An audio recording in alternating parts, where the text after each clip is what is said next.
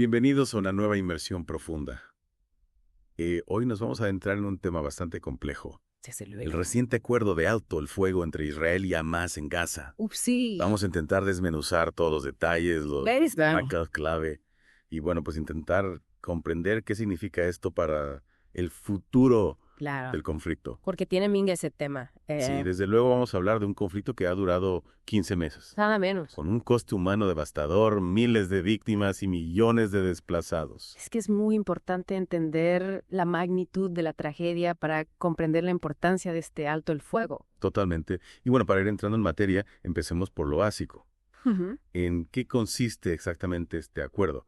¿Cuáles son los puntos clave? Bueno, pues el acuerdo establece un alto el fuego inmediato, por supuesto, eso es lo primero, y luego también la liberación de los rehenes Ajá. que están retenidos por Hamás. Y esto es fundamental porque abre la puerta a la ayuda humanitaria que urge hacer llegar a la población de Gaza. Claro. Piensa que hay millones de desplazados y las necesidades son muchísimas. Claro. Y en las fuentes se menciona la participación de Qatar y Estados Unidos como mediadores, Sí. pero no se profundiza mucho en ello. ¿Qué papel han jugado exactamente? Pues mira, Qatar se ha convertido en un intermediario clave por su capacidad de diálogo con ambas partes. Claro. Pocos países pueden presumir de tener esa confianza tanto de Hamás como de Israel. ¿Ya? Y en el caso de Estados Unidos, lo curioso es que tanto la administración saliente de Biden como la entrante de Trump han presionado conjuntamente para lograr este acuerdo, un momento de cooperación bipartidista bastante inusual. Sí, la verdad es que me ha llamado mucho la atención esto de la cooperación bipartidista. Sí, Imagino que la presión viniendo de ambos lados del espectro político claro. ha debido de ser un factor determinante. Totalmente. Y hablando de puntos delicados, hay un detalle que no podemos pasar por alto. El corredor de Filadelfia, este corredor separa a Egipto de Gaza y su control es un tema muy, muy delicado. Sí, de hecho, en los informes se menciona como un posible punto de fricción. Ya. ¿Puedes explicarnos por qué es tan importante este corredor Sí. y qué implicaciones tiene el acuerdo? Se imagina un estrecho pasillo de tierra que conecta Gaza con el exterior, es vital para el suministro de bienes y personas. Israel lo controla desde hace años. Ajá. Pero este acuerdo implica una retirada gradual. Es una concesión muy significativa para Israel que afecta a su seguridad y control fronterizo. Y para Hamás conseguir ese control es una victoria simbólica y estratégica. Es como una partida de ajedrez, Totalmente. donde cada movimiento tiene consecuencias. Sin duda. Y hablando de movimientos, ¿cómo se está viviendo este acuerdo en Israel? Pues nuestra corresponsal en Tel Aviv, Maya Simovich, nos describe un ambiente de optimismo cauteloso. Pero con mucha incertidumbre, los israelíes han sufrido muchas decepciones con acuerdos anteriores y la desconfianza persiste. Claro, es lógico después de tantos años de conflicto. ¿Qué más nos cuenta Maya sobre la situación allí? Pues describe una ciudad en vilo, con la gente pegada a sus teléfonos, buscando información, intentando descifrar el futuro. Y hay una imagen especialmente conmovedora, madres de los rehenes vestidas de blanco, haciendo vigilia, esperando su regreso. Una imagen que nos recuerda el terrible coste humano de este conflicto. Una imagen terrible, sobrecogedora. Desde luego, y esa necesidad de un respiro, de poner fin al sufrimiento, es una de las claves para entender este acuerdo, ¿no? Totalmente la situación en Gaza era insostenible, el asedio, la falta de ayuda humanitaria. La presión sobre Hamás para alcanzar un acuerdo era enorme.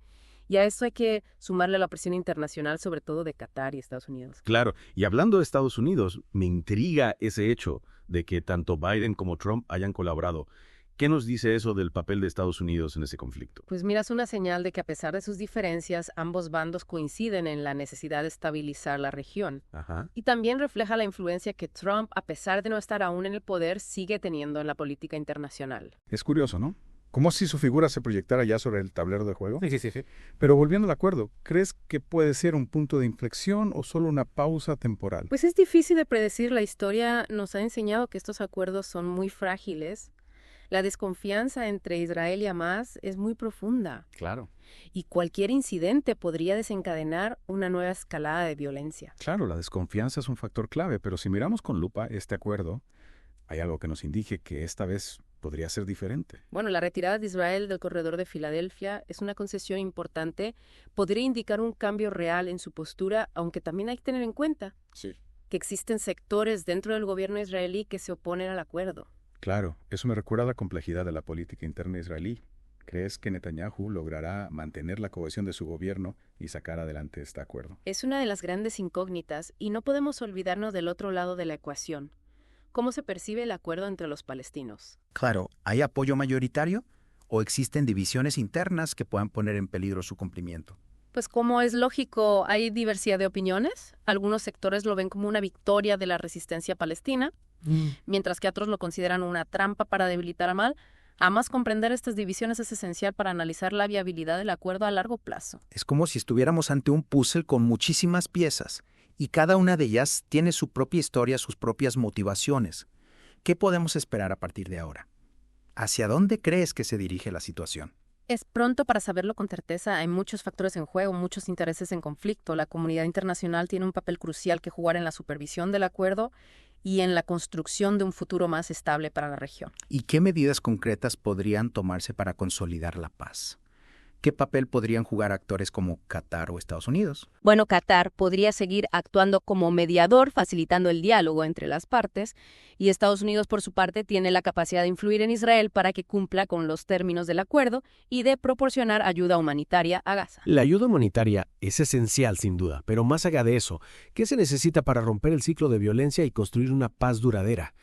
Me refiero a raíces del conflicto, a las causas profundas que lo alimentan. Ahí está la clave. Este acuerdo se centra en los aspectos más urgentes: detener la violencia, liberar a los rehenes, pero no aborda las cuestiones de fondo, la ocupación, los asentamientos, el bloqueo de Gaza. Es como si estuviéramos poniendo tiritas en una herida profunda, aliviamos el dolor, pero la infección sigue ahí. Exacto. Y si no se tratan esas heridas, es muy probable que la violencia vuelva a estallar en el futuro. Es una perspectiva desalentadora para abordar esas cuestiones de fondo. ¿Es posible un diálogo real entre Israel y Hamas? ¿O estamos condenados a repetir este ciclo de violencia? Es difícil, pero no imposible. Se necesita un cambio de paradigma, un reconocimiento mutuo de la legitimidad del otro. Y para eso la comunidad internacional tiene un papel fundamental.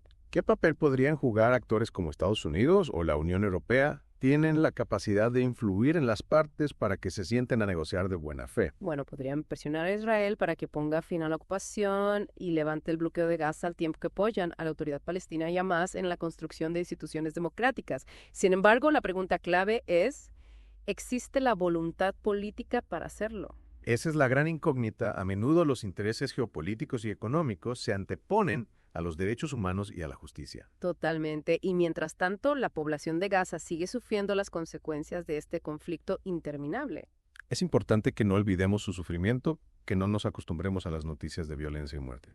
Tienes toda la razón. No podemos permitir que la indiferencia se apodere de nosotros. Debemos seguir informándonos, presionando a nuestros líderes y que, siendo una solución justa y pacífica. Una solución que aborde las raíces del conflicto, no solo sus síntomas. Exacto. Y eso implica ir más allá de este acuerdo de alto el fuego. Implica abordar las cuestiones de la ocupación, los asentamientos, el derecho al retorno.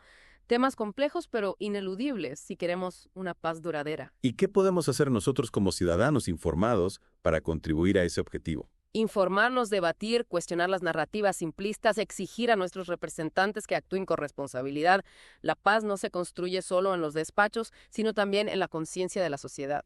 Es una tarea que nos incumbe a todos, y con esa reflexión concluimos nuestra inmersión profunda en el acuerdo de alto el fuego entre Israel y Hamas. Esperamos que este análisis les haya ayudado a comprender mejor la complejidad de este conflicto y los desafíos para su resolución. Recuerden que la información es poder. Sigan investigando, sigan cuestionando y sigan buscando la verdad. Solo así podremos contribuir a un mundo más justo y pacífico. Hasta la próxima inmersión.